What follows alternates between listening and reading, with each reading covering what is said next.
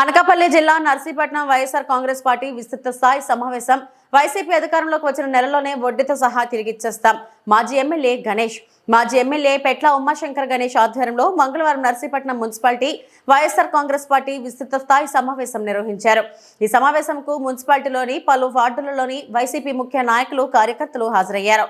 ఈ సమావేశంలో మాజీ ఎమ్మెల్యే గణేష్ మాట్లాడుతూ వైసీపీ పార్టీ అధినేత మాజీ ముఖ్యమంత్రి వైఎస్ జగన్మోహన్ రెడ్డి పిలుపు మేరకు నియోజకవర్గంలో వైఎస్ఆర్ కాంగ్రెస్ పార్టీ విస్తృత స్థాయి సమావేశం నిర్వహించడం జరిగిందన్నారు.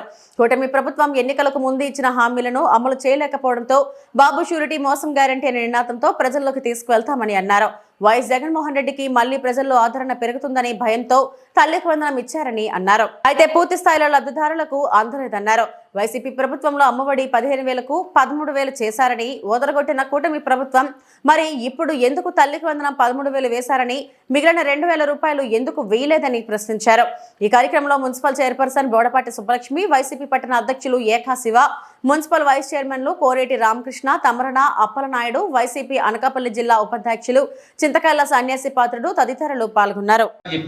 చాలా మంది మొహమాటంతో చేయట్లేదు. ఒకసారి ఎందుకు కూడా బయట తీయాలి. దయచేసి ఒక ఫార్మేట్ కూడా ఇచ్చారు మనకి. మరి ప్రతి వార్డులో కూడా ఈ ఫార్మేట్ ఉంది.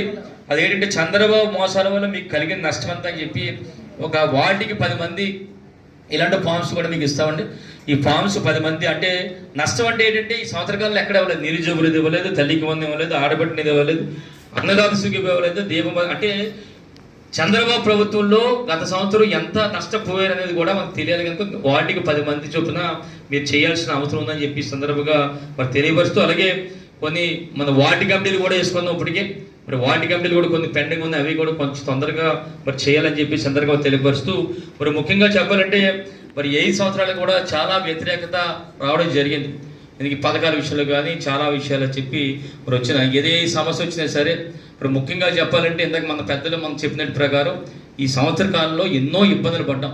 ముఖ్యంగా రూరల్ కంటే మున్సిపాలిటీలో ఇందాక పెద్దలు చెప్పినట్టు కరీశ్రీని గారి పైన ఇల్లు పడగొట్టడం కానీ, కన్నగారి ఇల్లు పడగొట్టడం కానీ, అలాగే కరీసీను అల్లంపల్లి ఇసినపై హత్యా ప్రయత్నాలు జరగడం కానీ, చాలా మంది మీద కేసులు పట్టడం కానీ, ఇసుక పట్టుకున్న వాళ్ళ మీద 3 మీద కూడా యాకా శివప్రసాద్, రామకృష్ణ గారి, నాయుడు గారి మీద ఇసుక పట్టుకుంటే పట్టుకున్న వాళ్ళ మీద కేసు కానీ, మరి అక్రమంగా కేసులు పెడుతున్నారని చెప్పి మనందరం కూడా ధర్నా చేస్తే మనందరి మీద సుమారుగా 41 మంది మీద కేసులు కూడా పెట్టారు. అంటే ఈ విధంగా ఈ సంవత్సర కాలంలో మనం ఇంతకుముందు కూడా చెప్పాం చాలాసార్లు.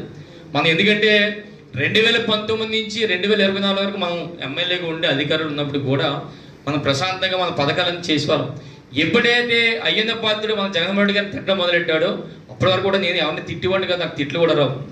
ఏదైతే చెత్త నాకొడుకు అంటే నేను కూడా అయ్యన్న పాత్రుడు చెత్త నాకొడుగా దేవండి, ఏదో దొంగ నాకొడుకు అంటే నేనే దొంగ నాకొడు అంటే మన నాయకుడు తిడితే మనం ఎందుకు ఊరుకోవాలని చెప్పి అంటున్నాను. అంటే నాకు ఇంతగా అన్నయ్య చెప్పినట్టు ఈ సంవత్సరం ఈ 20-30 సంవత్సరాల్లో చాలా మంది ఎమ్మెల్యేలు చూసుకుంటారు. ఎవడు కూడా అయ్యన్న పాత్రుడు తిట్టిన దాఖలాలు ఎక్కడ కనపడలే. ఏదైతే జగనన్న తిట్టారో తట్టుకోలేక మనం తిడుతున్నాం. ఇప్పటికీ కూడా ఈ సంవత్సర కాలంలో చాలా పాఠాలు నేర్చుకోని చెప్పి ఎంతమంది చెప్పాం. ఈ సంవత్సరం ఎందుకంటే హత్యలు, హత్యా ప్రయత్నాలు, దాడులు, అక్రమ కేసులు చాలా పెడుతున్నారు. అన్ని కూడా నోట్ చేసుకుంటున్నాం. ఇంకో 4 సంవత్సరాలు ఉన్నాయి. 4 సంవత్సరాలు కూడా పాఠాలు నేర్చుకుంటాం చెప్పాం. గతంలో చెప్పాం, మన ఏదో సమస్య చెప్పాం. ఇవన్నీ కూడా ఎట్టి బస్సులు వదలం మనం. ఎందుకంటే ఈరోజు మనం పార్టీని నమ్ముకొని మన పార్టీ కార్యకర్తలని, నాయకులను ఇబ్బంది పెట్టినప్పుడు మనం ఎందుకు ఆగుతాం? రేపు వచ్చేది జగనన్న సునామీ, అది మాత్రం గ్యారంటీ. వచ్చినప్పుడు మాత్రం ఎట్టి బస్సులు కూడా చెప్తున్నాను, నెల రోజుల్లోనే పాఠాలన్నీ కూడా అప్పచెప్పేస్తాం. ఎట్టి బస్సులకు వడ్డీలతో సహా, అది మాత్రం గ్యారంటీ. ఇది నాది భరోసా అని చెప్పి సందర్భం తెలియపడుతుంది. ఇదే కాదు, రాష్ట్ర వ్యాప్తంగా కూడా అందరూ కూడా ఎదురు చూస్తున్నారు. ఎందుకంటే ఇన్ని ఇబ్బందులు, ఇంత దారుణ పరిస్థితి ఎక్కడ ఉండదు. వీళ్ళేమో సంక్షేమం వదిలేశారు, పక్కన పెట్టేశారు. ఎంతసేపు ఆడిని ఎక్కడ పెడదాం, ఈయన ఎక్కడ కొడదాం, ఎక్కడ కేసులు పెడదాం అని చూస్తున్నారు తప్ప మరి సోమర్ శిక్షలు ఇద్దామని చెప్పి ఆలోచన ఒక్కడికి కూడా లేని పరిస్థితి. అందుకని ఎట్టి బస్సులు కూడా ఇక్కడ ఉన్న మున్సిపాలిటీ నాయకులందరూ కూడా భరోసా చేస్తున్నాం. ఎట్టి బస్సులు కూడా సంవత్సరం ఇబ్బందులు పడ్డాం, ఇంకా 4 సంవత్సరాలు ఉన్నాయి.